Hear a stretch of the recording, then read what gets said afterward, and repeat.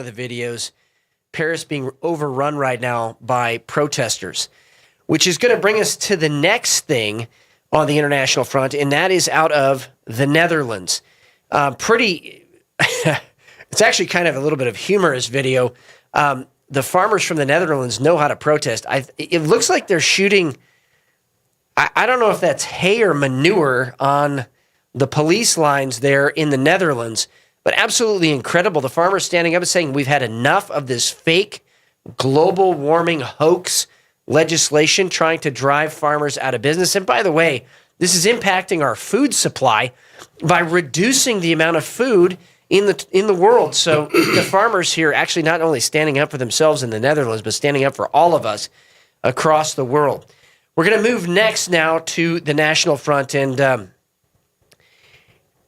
we've been talking about President Trump and what their plan is. So their plan, if you haven't been following, their plan is to do an indictment this week. And now it looks like, get to that here in a second, pushing it back to next week, do an indictment regarding this so-called hush money in New York.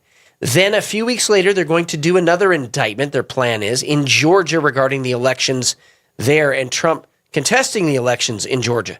A few weeks after that, they're looking at doing an indictment at the federal level, either surrounding J6 or surrounding this so-called classified document scandal. Here's the bottom line. They are trying to provoke Christians and patriots to violence. You cannot fall into that trap. We should be having prayer rallies around the country. We should be absolutely talking to our legislators and elected officials. Don't fall into the trap. And I think people are getting very wise to this. It happened in New York the other day, a so-called Trump rally in New York. They identified Antifa that had infiltrated and were trying to foment violence and got them out of there. So, again, be vigilant. But this is quite literally intentional to try to destabilize the United States of America, and I'm going to connect another thing here in a second with what's coming across our southern border. It's actually something we've been looking at for a while to see when the uptick would happen, and it's happening right now. So that tells us what's happening in this country. So I'm going to get to that here in a second. But let's just talk about the indictment in New York today because it got pushed back. Well, why did it get pushed back? I'm glad you asked. Well, coming to us again from Twitter and specifically from Donald Trump Jr., we all knew there was something fishy about this. And Travis, if we can bring that front page of the indictment up, and I'm sorry, not Donald Trump Jr., Eric Trump. Michael Cohen, okay, his attorney in 2018, quote, the payment in question does not constitute a campaign contribution. But in addition to this, a new bombshell, there was a 2018 letter from Michael Cohen's lawyer to the FEC. Not only did it say that, but it declared that Cohen used his own personal funds to pay Stormy Daniels, and the Trump camp was not party to the transaction and did not reimburse Cohen for the payment. If that's the case, this legally is over because the person you're alleging made the payments didn't actually make the payments. So the legal theory is out the window. This is why this has been pushed back. And now the Manhattan DA is backpedaling and he's saying, well, hey, Trump just kind of made this up. He made up this expectation of an indictment and arrest. Well, no, you were going for this. Everybody knows you were. You guys got caught. The smoking gun letter comes out. And, that case is going to be over. So very likely you're going to see here in the next week or two them move on to this Georgia elections case and try to get an indictment there. Again, the whole point behind this, trying to foment unrest. Now, I want to tie something in. This is happening at the exact same time that actual evidence in the congressional record tying directly bank accounts to the Biden family from China, and let's be even more specific, Chinese intelligence. This is happening at the same time because they don't want people paying attention to the actual evidence saying that the Biden family is compromised by Chinese intelligence, and now those are smoking guns. So this is one of the reasons this is happening. There's another reason it's happening too. Now, we talked about the southern border in previous shows. But a report just came out. There has been a 900% increase of Chinese nationals coming across the southern border. This is something we've been looking for a very long time, and I'm going to tell you why. Because not only are the cartels a Chinese proxy in bringing fentanyl into the United States to destabilize the U.S., but we were waiting for these military-aged males to come across the southern border, and the uptick of those military-aged males coming across the southern border, because this tells us now that the Chinese are preparing for sabotage operations inside the United States. Now, this isn't me saying this. This isn't me saying this. This was the U.S. intelligence community warning of this years ago. And so now we're seeing it happen, which tells me, and should tell all of you, that something is about to happen in Asia, and probably involving Taiwan, and the Chinese are prepping the ground here in the United States so that we do not respond in any way, and the Chinese take back Taiwan. Now, I want to also mention that on the national front, we have another case that's been flying under the radar that I want to bring to your attention right now. And then we'll end with kind of a humorous thing, because it really is kind of where we're at. In Arizona, Carrie Lake, and she tweeted this out, Carrie Lake won at the Arizona Supreme Court. They're actually going to allow her to go forward in regards to the signature verifications of people. So this is where the fraud gets exposed. And so this is a huge, huge news story. And a lot of people don't even know what's happening. So check that out. And again, if you want to follow anything, you can follow us on Twitter. I post there all the time and repost a lot of things that are very, very important for you to see. And last but not least, we're on the national front. California introducing a bill to outlaw Bibles. Now, I want to talk about something, because I've heard people say stuff like this. I've heard reports from local businesses. This happened in the last year. People will come in and say there's separation of church and state. You can't have a Bible verse on your wall in a private business. And I want to educate some folks out there. You need to read the First Amendment, and you need to read the very first part of it that says this: Congress shall make no law. The First Amendment is about restricting Congress and restricting legislatures. Now, in virtually every state constitution, as an agreement to come into the union, it's called the state compact, they had to agree not to restrict, guess what? First Amendment.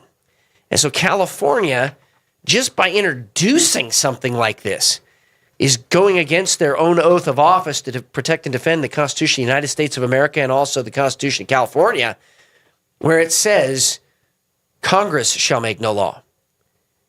And the other part that I just want to say, it is now wide open for everybody to see that they are attempting to institutionalize the persecutions of Christians in this country. And if you want to see a great video series, Family Research Council has this great video series about, and if you're a pastor, maybe you're a lay leader, maybe you're a deacon, maybe you're just really involved in the church, you want to make sure that your church checks out this video series. It's from a pastor. I'm not going to spoil it. It's from a pastor who was imprisoned in Turkey for a couple of years, and it's called Prepare to Stand. So you can find this at www.frc.org/prepare to stand. And Travis is going to post it up in the comments. Check out this video series, because it actually is preparing Christians for persecution here in the United States of America and getting us into a mindset of victory, not a mindset of complacency. In Germany, Dietrich Bonhoeffer talked about 3,000 confessing pastors, 3,000 pastors who were totally on the side of the state. But the problem was the 12,000 in the middle who basically said, well, those hotheads deserve it, and stayed on the sidelines. Don't be that person. Right now is the time to stand. Right now is the time to make the decision. What are you going to do when the government actually violates the Constitution and attempts to persecute Christians in America? Because, ladies and gentlemen, it is here. But I do want to encourage you, the other night on the phone call with President Trump, there were 3,000 pastors on that prayer call.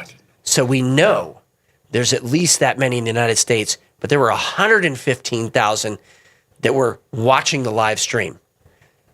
We need more than that. It's a good start. We need more than that. Now is the time to stand up and go to a church that stands. And that is the briefing. Remember, the antidote to dependency and socialism is to be a God-fearing, self-reliant, freedom-loving American. And I just want to, Travis, you can bring that one little picture up.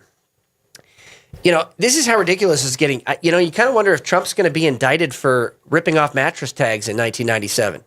Because that was on the Babylon Bee today. Great little meme. Go ahead and put that up in the background. If you want to follow us, you can go to Gab, MeWeGetter. And again, it's @RepMattShay on Twitter. We're also on Podbean, Spotify, Amazon. And you can follow us, again, virtually everywhere. But if you want to help support, there's one way you can do this. Go to ireadepoch.com, ireadepoch.com. Type in Patriot Radio as the promo code, and you get to support two great organizations at once and get some great news as well. All right, it's my distinct honor today to introduce a couple of fine gentlemen. I've known him for years. Keith Adams, he's the director of Grassroots Outreach, and also my good friend Ken Ramey. He's the director of Pastoral Relationships for the Family Policy Institute of Washington State. Gentlemen, it's great to have you in studio today. Welcome to Patriot Radio. Thank you. Yeah, great to be here. So I want to talk about, we got something coming up tomorrow, and it's going to be tomorrow for the pastors meeting anyway, but then on Saturday, the Crisis in Education Summit right here in Spokane, Washington. So Ken, why don't you start? Tell the listeners a little bit about what this is about. Is there really a crisis in education? Why do we care?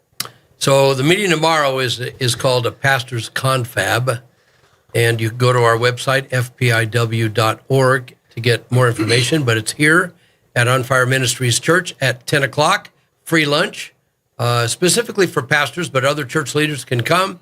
If your pastor's not coming, urge him to come tomorrow at 10 o'clock. And you're going to hear from Joseph Backholm, who's an attorney that works for Tony Perkins and the Family Research Council in Washington, D.C. Pastor Matt and I were just back there and saw them and visited. And we are going to learn how can a pastor or a Christian go hand in hand with the gospel and the culture. How can we minister to the culture and not negate the gospel? They go together. And so many Christians today and pastors have just let go of being engaged in the battle against evil in our government. And I believe with all my heart, Family Policy Institute of Washington believes that that the church is the last bastion of hope for America. Not only for this state of Washington, but for America. Washington State is a microcosm of America right now, and we know it. And we have to, pastors, I appeal to you, 40 years in ministry myself, I appeal to you to get your head out of the proverbial sand and step up and listen to those who are bringing warning and calling on you to step up and appeal to your people to do three things. Number one, to pray, cry out to God. Pastors and people every single day, pray for the governor of your state to be saved, for all of the people that he has appointed in his house and all the legislators that are elected to be saved or to be removed from office. Number one, pray. Pray in the pulpit every single Sunday for your government. Pray against the evil that's happening in the government and affecting our children, our babies, our homes, our families, our couples. And then number two, I appeal to you to vote and to encourage your people to vote. 30 million, it said between 30 and 40 million Christians did not vote the last election. Two different research and Gallup both said 30 to 40 million. And I'm telling you, folks, that's a shame when Christians just, I look at it as a pastor this way. Too many Christians are sitting on the rapture bench, ignoring what's going on, hoping that Jesus will come back and rescue them. Yeah. Well, I want to be found serving and working and fighting evil and calling out to God for people to be saved. That's our call. And so we need to pray. And number three, first pray, then vote. Number three, we need to engage, get involved. Keith is going to talk about the need in the school boards. The school boards ought to be full of Christian people standing up against the evil in our schools. City councils, run for city council, run for political office. I am so thankful to get to know Pastor Matt Shea, who has only been a pastor recently. He had a call of God in his life years ago, but submitted to that call a little more than 3 years ago, and God is blessing the ministry here in Spokane fantastically. And he is not afraid to step up because of what God has allowed him to be through and to know he is leading this church and this flock of people in a fantastic way. The church needs to engage. The church needs to be involved more than anybody else. Let your neighbors who don't know Jesus sit on the sidelines. Christians, step up. The Bible says in Jeremiah 29:7, but seek the welfare of the city where I've sent you into exile. We're in exile. Our home is in heaven. But seek the welfare of that city and pray to the Lord on its behalf, for in its welfare you will find your welfare. Yeah. Well, folks, we better be crying out to God for our welfare, and involved in that, we have to do warfare. To have a good welfare, we have to fight. And the battle is against the enemy that's striving to do what Jesus said in John 10:10, the thief, the enemy has come to steal and kill and destroy. And he is doing it right and left, killing our children every single day. Our young people are dying. The highest suicide rate happening right now among young people. Fentanyl deaths all across America. Kids are screaming out for attention, and social media is one of the tools the enemy's using to kill them. And so, parents and pastors, I'm crying out to you to step up and engage in the battle that David said when he was asked, why are you doing this? Why are you going to go fight that Goliath? And David said, is there not a cause? Well, there is a cause. And the cause of God is the greatest cause. And we know that the patriarchs of old, Daniel, Meshach, Abednego, and Shadrach, they were patriots of old that went against the government and honored God and did right, and God delivered them. And I'm asking you to step up and come tomorrow at 10 o'clock and learn more about what you can do and how you can be involved. Free lunch, too. Yeah, good lunch. Yeah, good lunch. Yeah, it's always a good lunch. I do want to mention this, that, even when I was in the legislature, the largest segment of American population, the largest voting block of American population is Christian. And the largest voting block, Christians, that didn't vote is Christians. Yep. That wasn't registered to vote. Christians. And we can go down this line, but the fact of the matter is, if Christians showed up, this country would change. It would change for the better. Corruption would be rooted out. But there is this, it's almost a gospel now. It's a false gospel that Christians should just sit on the sideline. Yep. Even spiritual warfare now is becoming controversial. It is. Just the term, we're not supposed to be engaging in the spirit. I mean, that didn't make sense to me when I first heard it. But really, today, I think a lot of people, too, say, well, what's happening in school is not really that big a deal. Well, 20,000 families thought a little bit differently, didn't they, when they pulled their students out of government schools last year? So, Keith, I'm going to turn it over to you. Is there really a crisis in education? I mean, what's being taught? What do you see? What's actually happening in classrooms? Because I think there are still parents out there that haven't seen it or don't know what's going on. It's a good question. Thanks, Matt. And Ken and I are honored to be here. We feel energized, enthused when we came to this facility where we are, and to meet you and Travis and your team. Incredible. I want to answer that question, but I want to read something really quickly. This is the light side before I go into the dark side, Matt. Okay. Living in America at the moment feels like the 1998 Pixar film A Bug's Life. A handful of grasshoppers bully and terrorize an ant colony into harvesting, providing food for them year after year after year. When an ant, Flick, his name was, stands up for the ants, a couple of grasshoppers want to shrug him off. He's just a puny ant. What does it matter? The head bully, Hopper, won't stand for it.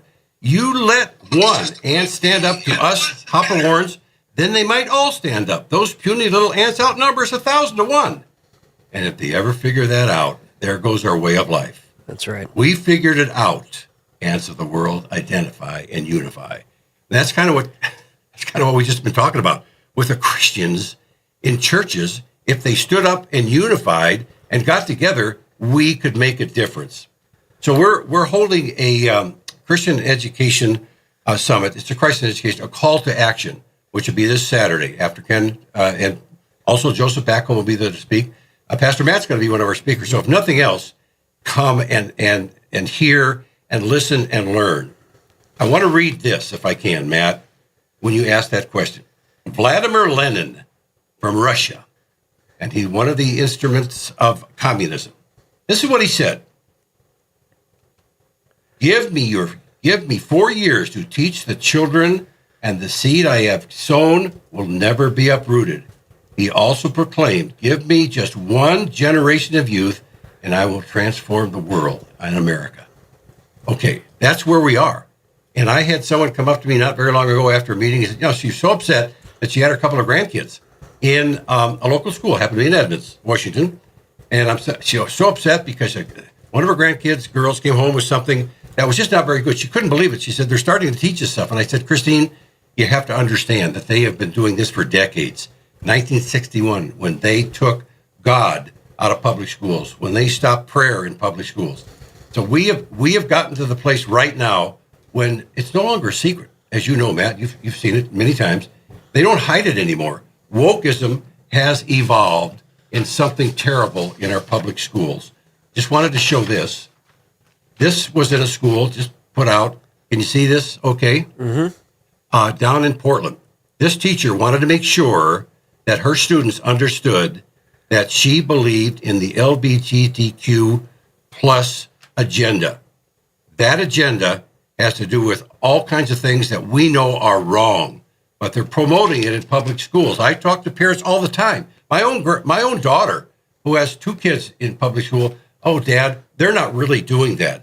You talk about this critical race theory stuff, they're not really doing that. I told her where to go on her website to find out. She did, and now she wants to pull her kids out of public school. That's right. It's kind of a great awakening for people that we're doing this summit this Saturday. If you come, you hear 5-6 speakers. One of them is Pastor Matt, but we have some other speakers that are going to talk about critical race theory. They're going to talk about the sexual education of our youth, which are it's horrible. It's now going down to the first grade and even to kindergarten, starting to groom children to sexual activity.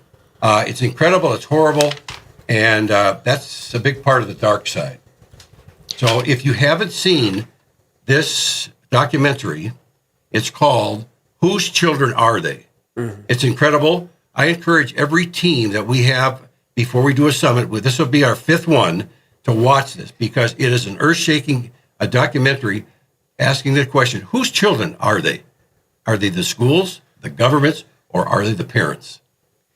Travis thinks it takes a village. No, I'm just joking. He doesn't.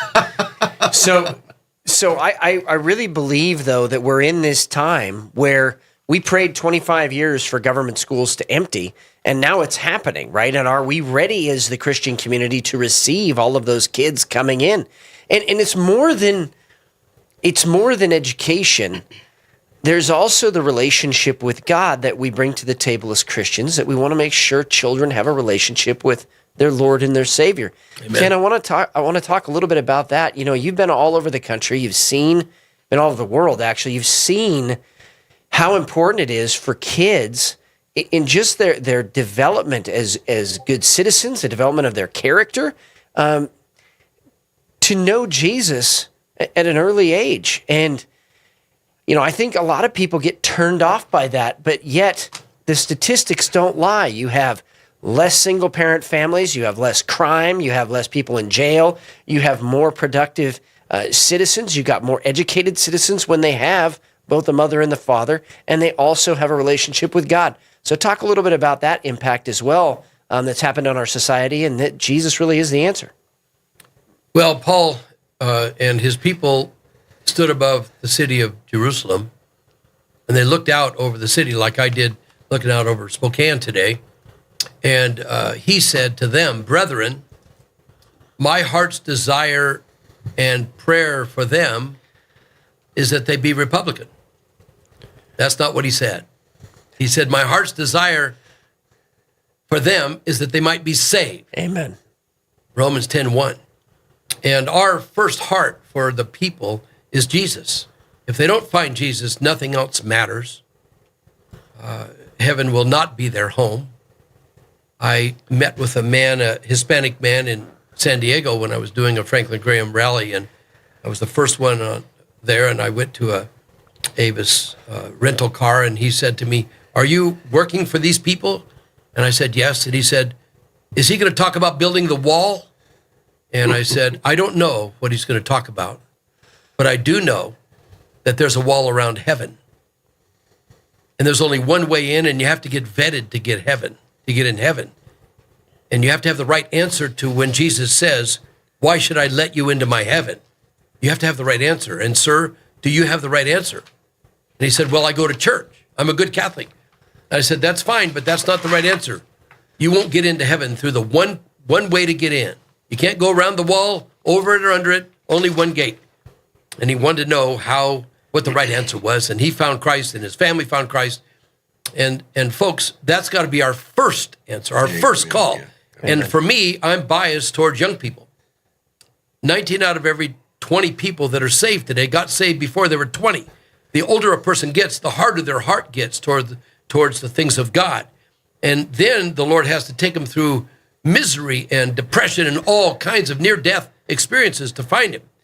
So I believe in youth ministries of churches. I believe the greatest ministry in the church is the youth ministry. Mm-hmm.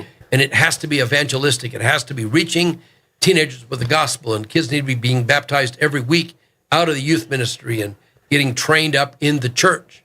The church needs to be the education factor of our young people today. So yes, Pastor Matt, teenagers coming to Christ are the answer. People come to Jesus are the first hope that we have and the only hope. Amen. But Ken, you're ignoring all of the kids that have to stay in government schools. So I'm going to shift to Keith now, and I'll let you respond.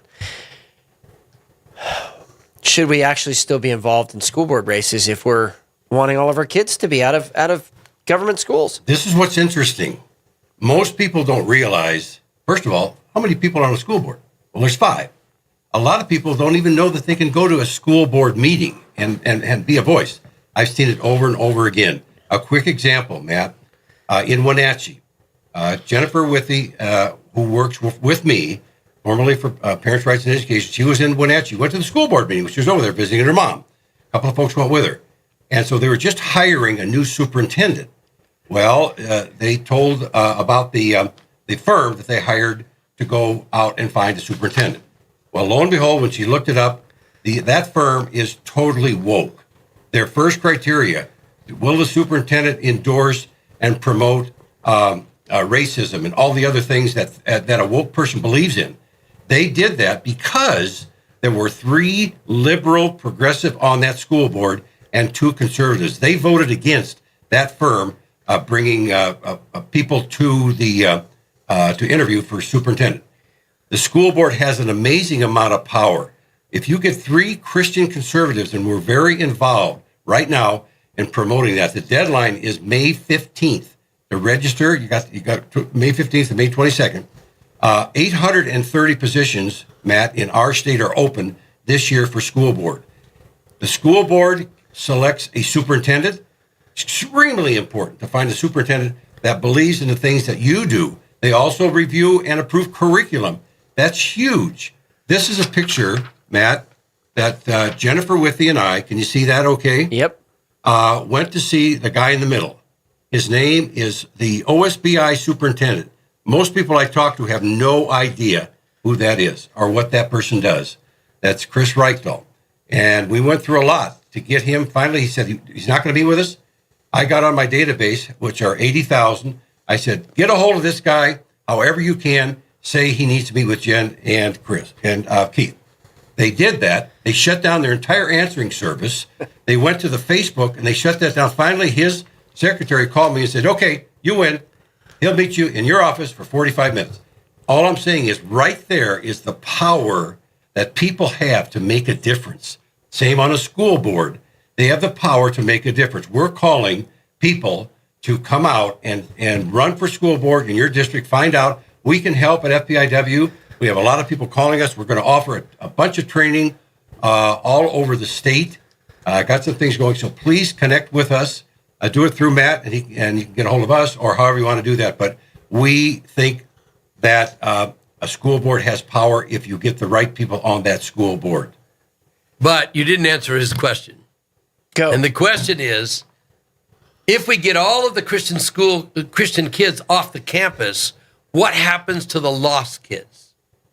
And that is a huge question. Well, the schools are not going away. I mean, and I don't call public schools anymore. I call them government indoctrination centers. They were hijacked by the government many years ago, decades ago.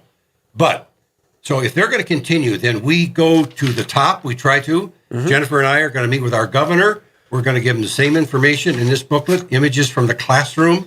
I had a chance to show it to Matt. Horrible stuff coming in the classroom. So we're going to do it at the top. But also, in our summit that we're having on Saturday, we're going to give people options to start a homeschool, to go to a Christian school like Matt's got here, a wonderful school, to start a co-op. We were raising 2 kids, and we started a co-op last year. We had 15 kids. This year, we had 51. This coming year, we think we're going to have 100. Okay, 48,000 kids, Matt, this year did not register for schools in our state, public schools. Yep. They went other places. So, I mean, to me, that's a start. We're trying to work both ends and to get kids out of public indoctrination centers, Ken. And because this is one quote I think is really good. It came from Barna. We just talked about him. And this is what he said. If we don't teach our children to follow Christ, the world will teach them not to. So what happens with the Christian kids that are still left in the government schools? They need the support of their church, of their youth ministry. They need the prayer support of their parents and the church. We need to find out who the Christian teachers are that are undercover, secret agents in the school that are afraid to speak up, and every school has them. I know that. And they need to come together. We need to support Fellowship of Christian Athletes and other Christian clubs on campus and encourage them. Youth pastors need to do everything they can to get on the campus to be able to minister to those kids that need Jesus on the campus and to encourage Christian kids that are still there. We've got to help them and build them up. Yeah, this is no longer a battle with kids. We are in a war. And until people realize that, and in war, there's very specific things that happen, as you well know, Matt. And we're in a war to save our kids because they're coming after our kids and grandkids, and they're not going to stop until we get them. But we can be the Nehemiahs of today. We can build that wall by proclaiming, just like Ken said, in churches. Ken doesn't know this, but I was at a church yesterday and talking to a pastor, great guy, and he was telling me about this great church he's got. And I said, by the way, Pastor, did you know that in your district there's an opening on the school board? It's a progressive. Would you be willing to run for that position? You were amazed how quiet it got in that where we were talking. He said, well, I've got a church to run. Okay. Well, there you go. David Lane from the American Renewal Project is going all over America, bringing pastors together to get them to run for public office, whether it be school board or city council or whatever. That's how you're going to try to get the church and God and Christ into the public square. You know, it says in the scripture that we're supposed to make disciples of all nations. We're supposed to preach the gospel to all creation. But this one area, I don't buy that. I don't think that's an excuse. This one area we just don't want to be a part of. No, if any area in our society really needs the influence of Jesus, it is the political area. It's one of the darkest realms. It needs to be evangelized. And so, and I think this is what has people on the left particularly very scared and upset because that's what they've been doing. They don't want anybody challenging their program. Good point. Right? Yeah, so anytime you talk about this, we seem to ignore the fact they've been doing this for years and then they're getting upset that we're doing it. Well, I believe that when schools begin to see gang members giving their lives to Jesus, they begin to see drug use plummet. They begin to see families restored. They're going to say, yeah, we've been doing stuff wrong. We need to go in a direction that actually works. And Ken, I want to give you that word. How do you think that should go? I mean, how do we as really kind of activist Christians, you know, active Christians, right? They go out, we love evangelizing, we love doing that. how do we reach those people that have just put a wall up there and are completely turned off? Yeah. So I think we need a revival of kindness. If Christians would have a revival of kindness and love people even though they're not lovely, love your neighbors as yourself even though they're not lovely, we win people to Christ with love, with the love of Jesus. And young people, there's a challenge we have. My precious daughter-in-love right here in Spokane just texted me. She's watching, and her daughter, my granddaughter, is in high school right here. And one of the challenges that youth pastors have now in youth groups is the clique that comes between public school kids and Christian school kids. Okay. It happens in youth ministries, and it's a challenge. And they've got to learn to love each other because it turns kids away when they don't. And then we got these non-Christian kids that come that feel turned off and rejected. Our Christian students need to love the unlovely, love the hard to love, receive the ones that are a struggle. They're coming for a reason. And that we have to have something to invite them to that will be welcoming and greeting in the youth ministry of the church.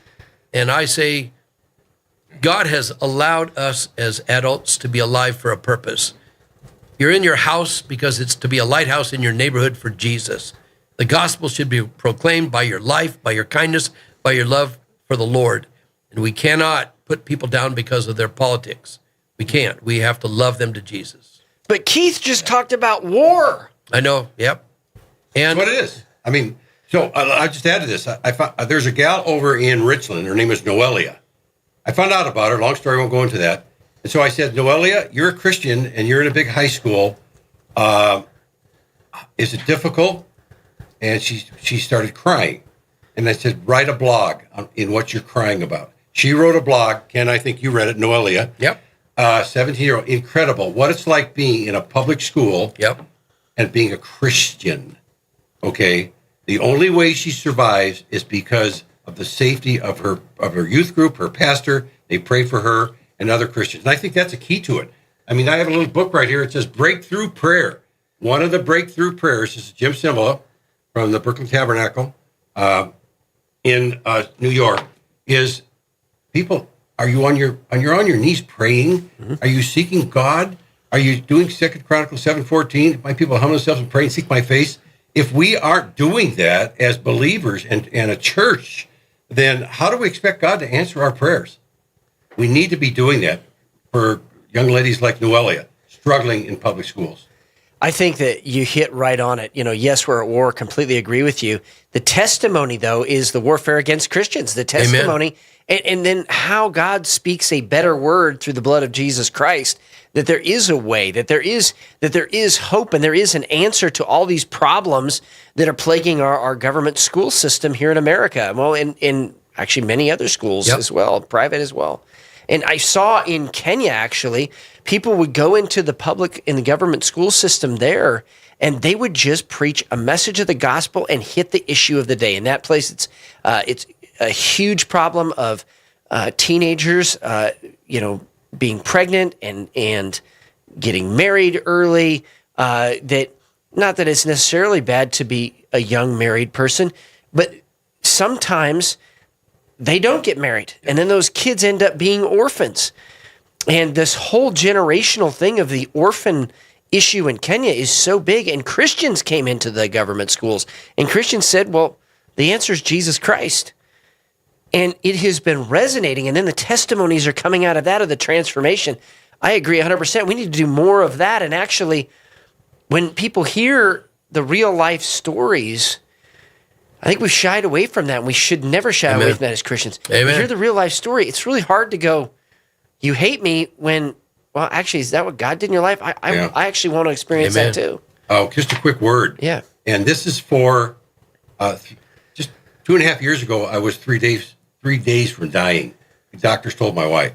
You look fantastic for a dead man. Well, thanks, man. I remember that. So, make a long story short, they found out what was wrong with me. I was up at the University Medical Center, and I was healed. I got a word from God that said, Keith, your journey is just beginning.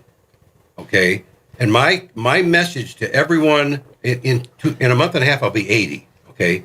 My message to everyone that's of that age category, not as young as Ken, he's a young guy, but in my age group, to say, there is something I can do. I can be involved. God's not done with me. Amen. I can go to school board meetings. I can sign up to speak. I could talk to my kids and grandkids about Jesus. 50,000 grandparents in our state, 50,000 are raising grandkids. And just like we're raising 2, and many of them are raising 3. Well, what do they do? How can we help them? I'm just saying that people that are the seniors, let's say, senior citizens, can get involved, can be activated, and do the things that Ken's are saying. Go to your pastor and say, are you willing to talk about these things? In fact, Ken's been doing that. He's not afraid. And it's pretty incredible. So it's about prayer, too. So, Ken, what do you say to the pastor who says, hey, I'm not political. I just don't want to be involved in any of this stuff. I see it as kind of dirty. We shouldn't really be involved. That's the government sphere. We should just kind of leave it there. All right, you set me up. Yeah, I'm doing it right now. You set me up. That, yes. So, Pastor, thanks for allowing me to talk to you. And I understand because I have thought the way you're thinking. I have been there. So let me ask you a question. Do you believe, Pastor, that elections matter? And they'll always say, yes, elections do matter. And then I asked the pastor, do you know how many people in your church voted? And I'm going to tell you the truth. This is not shining up. The only pastor that's ever answered that question is the one I'm talking to right now. You're the only one that's ever answered that question. Yeah. Wow. I asked you that question last time I came here, and you said, yep, 95% of my people voted. Phenomenal. And I'm sure you even know how they voted. Then the number third, I just say 30 to 40 million, do you realize didn't vote? And 1/3 didn't even register of Christians. Do you know about your church? And then I asked him, Pastor, do you believe that a biblical worldview of the pastor's job is to inform the people about government? Do you believe that? That's where a pastor gets tripped up. Sadly, a high percentage of pastors in America don't have a biblical worldview at all. And even a less percentage of youth pastors don't have a biblical worldview. 4% now? Yeah, they'll pick and choose what they want to believe and what they want to preach. And so I'm looking at a pastor now, and I'm talking about a biblical worldview regarding government and regarding what they should preach and teach. Then I asked this question, and this is a key. Pastor, do you have the freedom in your church and from your pulpit to speak about elections and about evil in government and about the Christian's responsibility? Can you do that? Many times they say no. Many times they say their denominational director or supervisor says you can't do it. Many times their board of elders say you cannot do it. Many times their own family says, Dad, don't do it. You'll lose your jobs. The sin of the pastor, I'm sad to say, in the pulpit in America today, is the fear of the people. Being afraid of what people are going to say and what they're going to do. Yeah. It's their job, their career. We need a revival among pastors in America, a revival of courage to preach the word straight. Then I asked them, are they interested in hearing how the Family Policy Institute of Washington can come along beside them and help them to help their people know what they can do, and I can help them without blowing up their church. Yeah. And so God is blessing, and we're having more and more and more. How many champion pastors do we have now? About 110 now. 110. Wow. We started with hardly any, and you were one way back, and they're growing every week. And so we thank God for that. And on our website, fpiw.org, is a list of the champion pastors. And if your pastor's not on there, or pastor you're not there, we can help you know how to be a champion pastor. There's a guy named George Barna, you mentioned him earlier, of course, who has been really doing a great job calling out a lack of a biblical worldview, even inside the church, even with pastors and just regular, attenders. And you can see this at www.frc.org, and you can actually check out Barna's survey and his study on that. And just give it to your church. Have some of the folks in your congregation take a look at it and have a discussion about it, because this is so critical. Now, I want to go ahead and shift gears a little bit. I'm going to go ahead and cue a video for everybody just tuning in right now. I'm here with Keith Adams, Director of Grassroots Outreach, and Also, Ken Ramey, Director of Pastoral Relationships for the Family Policy Institute of Washington. We have the Crisis in Education Summit coming right here to On Fire Ministries on Saturday, starting at 9 o'clock, 115 East Pacific Avenue, right downtown Spokane. So I'm going to have Travis cue this video, and then I want to get your reaction. Go ahead, Travis. Hi, my name's Knox Zajac. I'm 11 years old, and I go to Wyndham Middle School. I'm a 6th grader. I was in the library, and this book was on a stand. I'd like to read you a page. My back over my hips as I asked if we should take our clothes off. And he's saying yes before I finish my sentence. He's pulling off my t-shirt, laughing when I can't undo his shirt buttons. He's undoing my belt. I'm reaching into his bedside drawer for a condom. We're kissing. Again, we're rolling over. Obviously, you can see where this is going. I don't know if it's because we're feeling especially emotional or just tired, or these past couple of weeks have been too much. But this reminds me so much of the first time we had sex. We were both fucking terrified, and the whole thing was kind of terrible because we didn't know what we were Travis, doing. all right, go ahead. But it was good too. So that is an 11-year-old testifying about what he read. Sorry about that swear word to everybody out there. That should have been bleeped, and it was not. That's our apologies. Travis's fault. But go ahead. It's raw. I mean, he's reading from a book. We played that in our last summit in North Bend. And it was that we played that right there. I cut the swear word out. But anyway, that's pretty powerful. A little quote from George Barna, who did that. He said, "Therefore, it is no wonder that Satan has launched a cleverly designed but diabolical, ruinous attack to deceive the hearts and minds of our children. Lucifer has always targeted children because he knows their potential for good and evil. As we think about the future, our priority must be children. Discipling children is the single most important thing that we can possibly do." Ken? So I'm so thankful that the Lord led me to get to have fun at my time, my season of life, rising up an alarm to the church, because I believe, and it's true, that the church is the last hope, the last bastion of hope for America.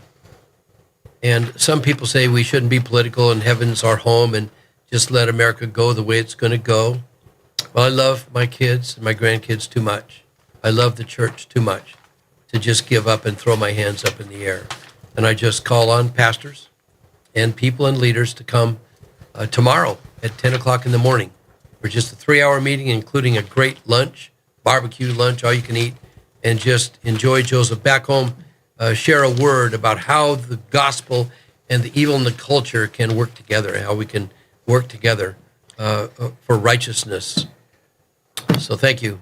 An 11-year-old kid, that's worth fighting for. That's it. That's what we're that next generation. Keith, last word. If we don't do that, we lose. I call upon every parent and grandparent, teachers in this community who listen, or whatever community you're in. First of all, contact FBIW.org. And you'll see a lot of resources there. But I would encourage you, if you're in this area, come Saturday and find out what's going on. So many people don't get it, don't know what's going on, but we're going to help.